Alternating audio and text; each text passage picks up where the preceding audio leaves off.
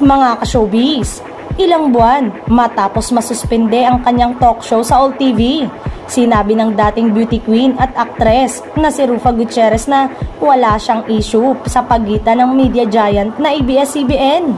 Ito ang nilinaw niya mismo sa naging ambush interview ng ilang miyembro ng entertainment press sa naging media conference ng upcoming teleserye na pinamagatang Can't Buy Me Love. Ayon pa nga kay Rufa, lubos siyang nagpapasalamat sa Kapamilya Network dahil kahit siya'y freelancer lamang ay nabibigyan pa rin siya ng mga proyekto nito. Alam mo, wala namang intriga sagot niya. Giit pa niya, I have a good relationship with ABS-CBN. Ang mga iba lang talaga nang iintriga. I'm also a freelancer kaya maraming salamat na nabigyan ako ng opportunity to be a part of Can't Buy Me Love. Dagdag pa niya. Nabanggit din niya na bukod sa kanya, naging mabuti rin ang nasabing TV network sa kanyang pamilya, lalo na sa kanyang kapatid na si Richard Gutierrez na patuloy pa rin nabibigyan ng mga proyekto. Sambit niya, I'm just very grateful. Nagpapasalamat ako sa ABS-CBN.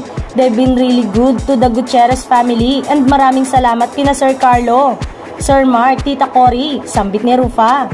Sana tuloy-tuloy ang project, anya pa, habang tinutukoy ang ABS-CBN CEO na si Carlo Katigbak, chairman na si Mark Lopez at COO for Broadcast, Cory Vidanes. Nabanggit din ng dating beauty queen na kahit nagkaroon ng shutdown ng ABS-CBN noong 2020, ay patuloy pa ring nagsusurvive ito at nananatiling solid ang mga bumubuo rito. After the shutdown, we are all still together. We are able to survive and we're doing very well, sambit niya.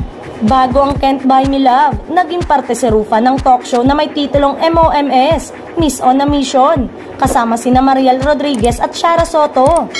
Umere yan sa All TV, ngunit kasalukuyan nitong ipinahinto dahil sa technical issues. Tumampok din ang aktres sa controversial film na Made in Malacanang.